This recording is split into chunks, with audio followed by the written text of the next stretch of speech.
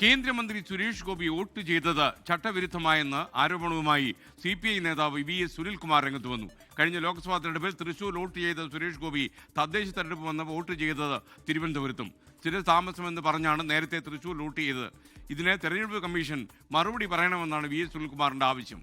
കഴിഞ്ഞ ലോക്സഭാ ഇലക്ഷനിൽ ഇത് ബന്ധപ്പെട്ടുകൊണ്ട് ഇപ്പോൾ തെരഞ്ഞെടുപ്പ് കമ്മീഷൻ മുമ്പാകെ ഞാൻ കൊടുത്ത പരാതി നിലനിൽക്കുന്നുണ്ട്.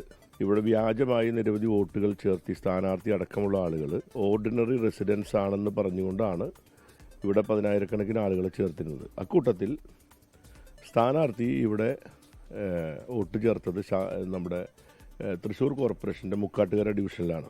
അതേ വ്യക്തി ഇവിടെ തൃശ്ശൂർ കോർപ്പറേഷൻ്റെ മുക്കാട്ടുകര ഡിവിഷനിൽ വോട്ട് നിലനിൽക്കെ അദ്ദേഹം തദ്ദേശ തെരഞ്ഞെടുപ്പിൽ അദ്ദേഹം ശാസ്തമംഗലം ഡിവിഷനിൽ വോട്ട് ചെയ്തിരിക്കുകയാണ്.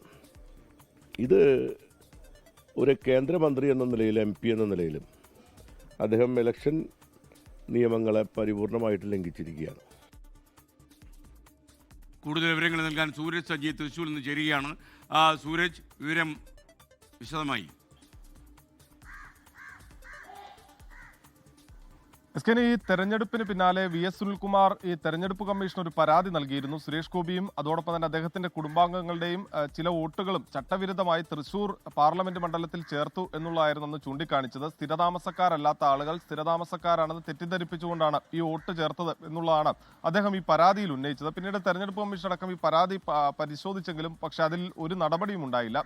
ഇതിന് പിന്നാലെ ഇന്നലെ തിരുവനന്തപുരത്ത് സുരേഷ് ഗോപി ശാസ്തമംഗലത്ത് തദ്ദേശ തെരഞ്ഞെടുപ്പിന്റെ ഭാഗമായി വോട്ട് രേഖപ്പെടുത്തി. ഇതിലാണ് ഇപ്പോൾ സുനിൽകുമാറിന്റെ പ്രതികരണം പുറത്തുവരുന്നത്. അദ്ദേഹം ചൂണ്ടിക്കാണിക്കുന്നത് തൃശൂർ ഈ പാർലമെന്റ് തെരഞ്ഞെടുപ്പിൽ തൃശൂരിൽ സ്ഥിരതാമസക്കാരനാണ് എന്ന് പറഞ്ഞുകൊണ്ട് വോട്ട് ചെയ്ത സുരേഷ് ഗോപിക്ക് എങ്ങനെ ശാസ്തമംഗലത്ത് ഇപ്പോൾ ഈ തദ്ദേശ തെരഞ്ഞെടുപ്പിൽ വോട്ട് ചെയ്യാൻ സാധിച്ചു എന്നുള്ളതാണ് ഇതിൽ ചൂണ്ടിക്കാണിക്കുന്നത്. തൃശൂരിൽ പാർലമെന്റിൽ വോട്ട് ചെയ്ത ആളാണ്. സ്വാഭാവികമായി അങ്ങനെ തിരുവനന്തപുരത്ത് വോട്ട് ചെയ്യണമെങ്കിൽ അതൊരു ചട്ടവിരുദ്ധമായ നടപടിയാണ്. തൃശൂരിൽ സുരേഷ് ഗോപി സ്ഥിരതാമസക്കാരനല്ലായിരുന്നു എന്ന് തെളിയിക്കുന്നതാണ് ഇപ്പോൾ ഉണ്ടായിരിക്കുന്ന നടപടി എന്നുള്ളതാണ് ചൂണ്ടിക്കാണിക്കുന്നത്. അത് സുരേഷ് ഗോപിയുടെ വോട്ട് മാത്രമല്ല, കുടുംബാംഗങ്ങളുടെ വോട്ടുണ്ട്, അതോടൊപ്പം തന്നെ അദ്ദേഹത്തിന്റെ സുഹൃത്തുക്കളുടെ വോട്ടുണ്ട്. അങ്ങനെ 10,000-കണക്കിന് ആളുകൾ ഇത്തരത്തിൽ കഴിഞ്ഞ തവണ ഈ ചട്ടവിരുദ്ധമായി തൃശ്ശൂരിലേക്ക് വോട്ട് മാറ്റി എന്നുള്ളതാണ് പറയുന്നത്. അതുകൊണ്ട് തന്നെ ഈ വിഷയത്തിൽ തെരഞ്ഞെടുപ്പ് കമ്മീഷൻ വിശദീകരണം നൽകണം. അവരെല്ലാവരും ഈ തദ്ദേശ തെരഞ്ഞെടുപ്പിന്റെ സമയമായപ്പോൾ തിരികെ അതാതിടങ്ങളിലേക്ക് മടങ്ങി വോട്ട് ചെയ്യുന്ന സാഹചര്യമാണ് ഉള്ളതെന്ന് കൂടി സുനിൽകുമാർ ചൂണ്ടിക്കാണിക്കുന്നുണ്ട്. എന്തായാലും തെരഞ്ഞെടുപ്പിന് തലേ ദിവസമാണ്, തൃശ്ശൂരിൽ നാളെയാണ് വോട്ടിംഗ് നടക്കാനിരിക്കുന്നത്. അതിനിടയിലാണ് ഈ സുരേഷ് ഗോപിയുടെ